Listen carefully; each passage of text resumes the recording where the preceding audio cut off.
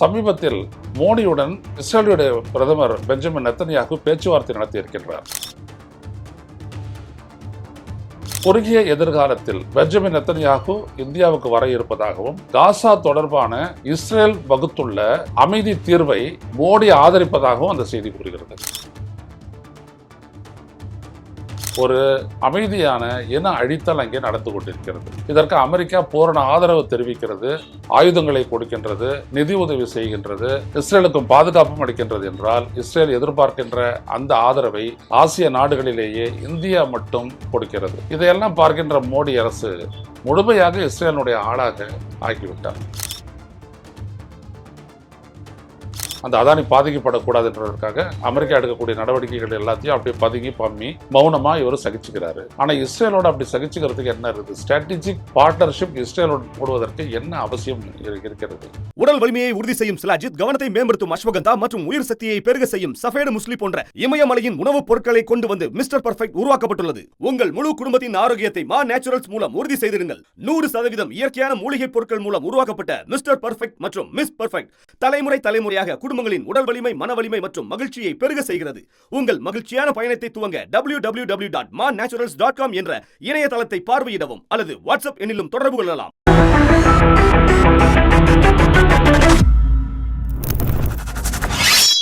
வணக்கம் தோழர்களே, ரூசஸ் எதிரின் வாயிலாக இன்று மீண்டும் உங்களை சந்திப்பதில் பெரும் மகிழ்ச்சி அடைகின்றேன். இஸ்ரேலினுடைய காசா தொடர்பான ஒவ்வொரு நடவடிக்கைக்கும் மோடி அரசு ஒன்று அமைதி காக்கின்றது அல்லது இஸ்ரேலுடைய நடவடிக்கைகளுக்கு ஆதரவு தெரிவிக்கின்றது. இதில் ஆச்சரியப்படத்தக்க விடயம் என்னவென்றால், சமீபத்தில் மோடியுடன் இஸ்ரேலுடைய பிரதமர் பெஞ்சமின் நெத்தன்யாகு பேச்சுவார்த்தை நடத்தியிருக்கின்றார். அந்த பேச்சுவார்த்தையின் முடிவில், தொலைபேசி வழியாக நடந்துள்ள அந்த பேச்சின் முடிவில், குறுகிய எதிர்காலத்தில் பெஞ்சமின் நெத்தன்யாகு இந்தியாவுக்கு வர இருப்பதாகவும், அந்த வருகையின் போது இரு நாடுகளுக்கு இடையே ஒரு இராணுவ தந்திரோபாய உடன்படிக்கை கையெழுத்தாக இருப்பதாகவும் சொல்லப்பட்டிருக்கிறது. அது மட்டுமல்ல, காசா தொடர்பான இஸ்ரேல் வகுத்துள்ள அமைதி தீர்வை மோடி ஆதரிப்பதாகவும் அந்த செய்தி கூறுகிறது. இது மிக மிக ஆபத்தானது. இந்தியாவினுடைய அணுகுமுறையில் ஒரு தலைகீழ் மாற்றத்தை இது காட்டுகிறது. இஸ்ரேல் பாலஸ்தீன மோதல் தொடர்பாக இந்தியாவுடைய நிலைப்பாடு இரு நாடு தீர்வு கொள்கை என்பதாகும். இஸ்ரேலும் இருக்க வேண்டும், சுதந்திர பாலஸ்தீனமும் முழு உரிமையுடன் இறைமையுடன் அமைக்கப்பட வேண்டும். அதான் இந்தியாவினுடைய நீண்டகால நிலைப்பாடு. இஸ்ரேல் இருக்கக்கூடாது என்றோ அல்லது இஸ்ரேல் நினைப்பது போல பாலஸ்தீனம் அழிக்கப்பட வேண்டும் என்றோ இந்தியா சொல்லவில்லை.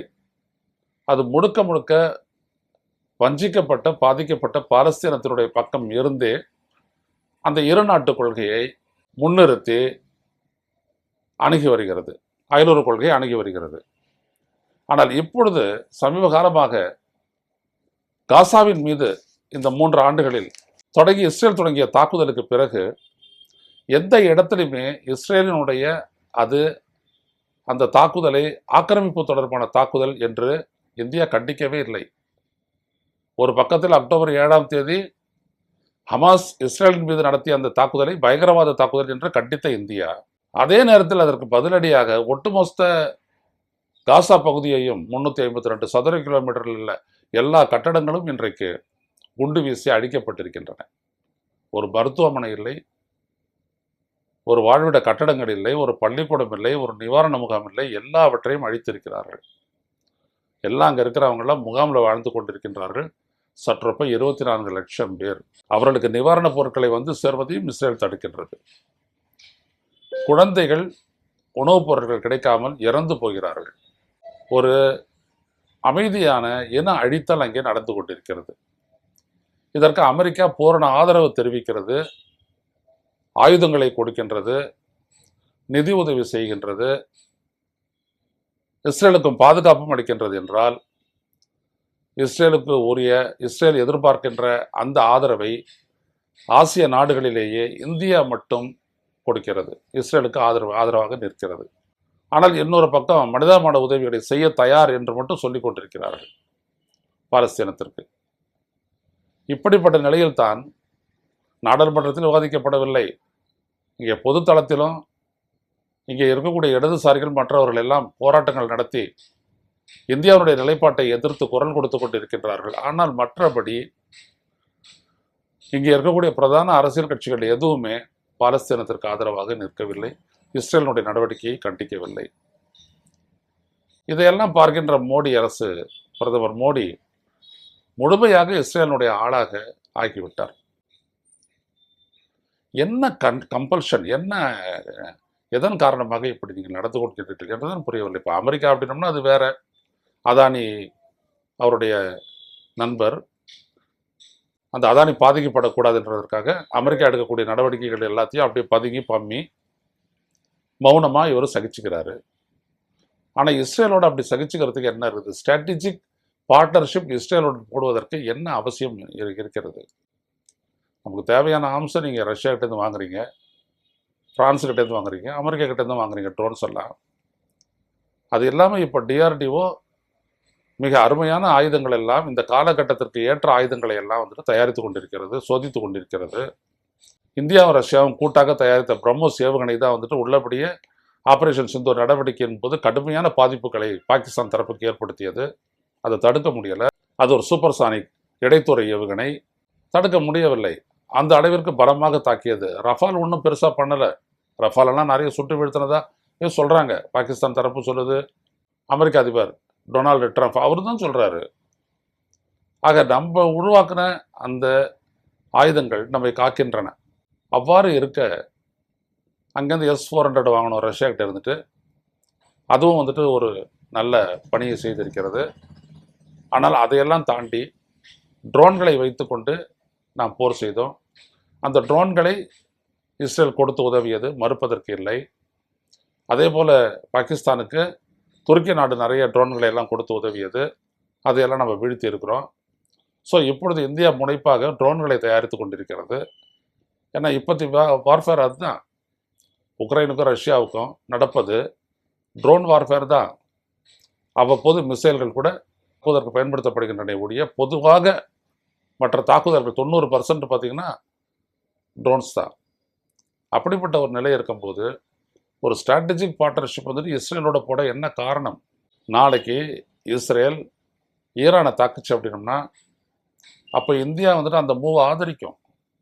அமெரிக்கா தாக்குச்சுன்னா அந்த மூவை இந்தியா ஆதரிக்கும். எதற்காக என்று நான் கேட்கின்றேன். நமக்கு நம்முடைய நாணயத்தில், கரன்சியில் எண்ணெய் வர்த்தகத்தை செய்வதற்கு ஈரான் தயாராக இருக்கிறது. அது அப்படியே ஒவ்வொரு நாட்டுக்கும் தருவதற்கு தயாராக இருக்கிறது. அதனால தான் அடிக்கிறாங்க. இப்படிப்பட்ட சூழலில் அங்கிருந்து கிடைக்கக்கூடிய குறைந்தபட்ச இயற்கை எரிவாயு திட்டத்தையும் நம்ம கைவிட்டோம். ஏன்னா அமெரிக்காவினுடைய நலன் காக்க. அப்புறம் ஈரானே கை கழுவணும். இதெல்லாம் எந்த விதத்தில் இந்தியாவிற்கு நன்மை சேர்க்க போகிறது? நாம் சிந்தித்து பார்க்க வேணும். அதே போல வெனிசுலா பிரச்சனையில் அமைதி ரீதியாக பேச்சுவார்த்தை நடத்தி தீர்வு காண வேண்டும் என்று அயலுறவு அமைச்சர் ஜெய்சங்கர் சொல்றாரு. வெனிசுலாவுக்கு எதிராக அமெரிக்கா எடுத்த நடவடிக்கை எதேச்சதிகாரமானது, ஒருதலை பட்சமானது, ஆதிக்க நோக்கம் கொண்டது. அந்த நாடு, அந்த நாட்டோட எண்ணெய் வயல்களை வந்துட்டு தேசிய உடைமையாக்கினா உங்களுக்கு என்ன குறை? அது அவங்களுடைய ஆயிலை திருடப்பட்டது என்று ட்ரம்ப் அப்படியே அடாத பொய்யை பேசுகிறார். எங்களுக்கு நீங்கள் எண்ணெயை விற்கிறது வரைக்கும், எங்கள் நிறுவனங்களை வைத்து எண்ணெய் துறப்பணம் செய்து எண்ணெயை ஏற்றுமதி செய்கிற வரைக்கும் வெனிசுலாலேருந்து ஒரு கண்டெய்னர் கூட வெளில விட மாட்டோம்னு சொல்லி நேற்று பார்த்தீங்கன்னா ஒரு ரஷ்யா கண்டெய்னரையே வந்துட்டு சீஸ் பண்ணி வச்சுருக்குறாங்க. அதுக்கு ரஷ்யா பதிலடி கொடுக்க போதுன்னு வச்சுக்கோங்க, அது வேற. என்ன காரணம்? எண்ணெய் வளத்தை மட்டுமே நம்பி இருக்கக்கூடிய வெனிசுலா நாடு அந்த வர்த்தகத்தை செய்ய முடியாத போது வருவாயின்மையால் அந்த நாட்டினுடைய பொருளாதாரம் நசிந்து வருகிறது. இதே போல தான் ஈரானுக்குள்ளேயும் எக்கனாமிக் சாங்ஷன்ஸ் என்று சொல்லி எந்த நாடும் ஈரானுக்கு உதவ வராத வகையில் பார்த்து கொண்டு பிறகு அந்த நாட்டிற்குள் ஒரு பொருளாதார சரிவை ஏற்படுத்தி நாணய சரிவு அதனால் உண்டாக்கி பொருட்களின் விலை தாறுமாறாக உயர்ந்து அதை எதிர்த்து மக்கள் போராட வரும்போது அந்த மக்களை அந்த அரசு ஒடுக்கும் பொழுது அதை ஒடுக்காதே, நான் உன்னை பார்த்து கொண்டு வேடிக்கை பார்த்து கொண்டிருக்க மாட்டேன் என்று ட்ரம்ப் சொல்றாரு. பொருளாதார தடையை விதித்து அப்படி ஒரு நிலையை உண்டாக்கிவிட்டு அதற்கு எதிராக மக்கள் குமரி எழும் பொழுது அவர்களையும் ஒடுக்காதே அப்படின்னு நான் உள்ள வருவேன்னு சொன்னா என்ன அர்த்தம்? இந்த தொட்டிலையும் கிள்ளி குழந்தையும் கிள்ளி விட்டு தொட்டிலையும் ஆட்டி விட்டுற கதை இல்லையா அது? இன்றைக்கு அமெரிக்கா ஒரு மேலாதிக்க ஒரு பெரிய ஒரு ஏகாதிபத்திய திட்டத்தோடு செயல்பட்டு கொண்டிருக்கிறது. அதே தான் இஸ்ரேலும். காசாவை எங்களுடைய கையில் எடுத்துக்கிறோம், நாங்கள் அதை அழகாக நிர்மாணிப்போம். அப்போ அந்த மக்கள் என்ன பண்ணுறது? அந்த மக்களெல்லாம் வந்துட்டு அரபு நாடுகளில் வந்துட்டு போயிட்டு தங்கியிருக்கட்டும். இதெல்லாம் யார் நிர்ணயிக்க முடியும்? அந்த நாடு, அந்த மண், அந்த மக்களுக்கு உரியது அல்லவா அது? அதை எப்படி அதை வந்துட்டு நீங்கள் கையில் எடுத்துக்கிட்டு அந்த அதிகாரத்தை அவங்களை வெளியேற சொல்ல முடியும்? ஆனால் சொல்கிறாங்க. அதை மோடி அரசு வேடிக்கை பார்க்குது. இப்போ வெனிசுலா கையை வச்சுட்ட உடனே அவர் என்ன சொன்னார் ட்ரம்ப்பு? அடுத்த 20 நாட்களில் நம்ம கிரீன்லாண்டை பற்றி கவனம் செலுத்தணுன்றாரு. உடனே கிரீன்லாண்டும் அவங்களோட ஒரு ராஜேந்திர ரீதியான உறவை கொண்டுள்ள டென்மார்க் என்ன சொல்லிட்டாங்கன்னா, அந்த வேலையெல்லாம் இங்கே வச்சுக்காத, வெனிசுலா வேலையை இங்கே வச்சுக்கிட்டேன் அப்படின்னோம்னா நேட்டோன்ற ஒரு அமைப்பே இருக்காது, உங்களுக்கு நான் சரியான பதிலடி தருவேன் அப்படின்னு சொல்லிட்டு அவங்களும் மிரட்டியிருக்காங்க. US take over of Greenland would mark end of NATO அப்படின்ற அளவிற்கு அந்த நாட்டினுடைய அதிபர் சொல்லியிருக்காங்க. மெட் ஃப்ரெட்ரிக்சன் சொல்லியிருக்காங்க, எச்சரிக்கை விடுத்திருக்கிறாங்க. ஸோ இப்படிப்பட்ட சூழல். ஆனால் இதையும் இந்தியா அதையும் கண்டுக்கல. அதே மாதிரி கனடாவையும் தன்னுடைய ஆளுமையின் கீழ் கொண்டு வர பார்த்துச்சு, அதுவும் வந்துட்டு அந்த நாடு ஒத்துக்கல. இப்படிப்பட்ட ஒரு சூழலில் இந்தியா அமெரிக்காவினுடைய ஆதிக்க வெறிக்கு சாதகமாகவே பேசிக்கொண்டு நின்று கொண்டு இருக்கிறது, அமைதி காக்கிறது. இது நமக்கு, நமது நாட்டினுடைய அயலுறவு கொள்கைக்கு பலவீனத்தை ஏற்படுத்துவது மட்டுமல்ல, எதிர்காலத்தில் இந்தியாவிற்கு எதிராக அந்த நாடு ஏதாவது நடவடிக்கை எடுக்குமானால் நம்மை காப்பதற்கு ஒரு நாடும் இல்லை என்கின்ற ஒரு நிலை ஏற்படும். நாம் தனித்து விடப்படுவோம். இந்த ஆபத்து இருக்கிறது. எனவே மக்களாகிய நாம் மோடி அரசனுடைய இந்த திட்டங்கள், இந்த நிலைப்பாடுகளுக்கு எதிராக கருத்துக்களை சொல்ல வேண்டும். அதன் மூலம்தான் இந்த நாட்டு அரசனுடைய கொள்கையில் இந்திய மக்களுக்கு ஏற்புடையதல்ல என்பதை உணர்த்த வேண்டும். அதுதான் இந்தியாவினுடைய அயலுறவு நலனுக்கு உகந்ததாக இருக்க முடியும். மீண்டும் சந்திப்போம் தோழர்களே. நன்றி, வணக்கம். ஊடகம் கார்ப்பரேட் அரசியல்வாதிகளின் கைப்பாவையாக, அடிமைகளாக இருந்தது போதும். இனி சாட்டை எடுத்து சுழற்றும் நேரம் வந்துவிட்டது. ஊடகம் பொதுமக்களாகிய உங்களுக்காக, உங்களாலேயே இயக்கப்பட வேண்டும். ஊடக சுதந்திரத்திற்காக உங்களின் பங்களிப்பை இன்றே அளித்திடுங்கள்.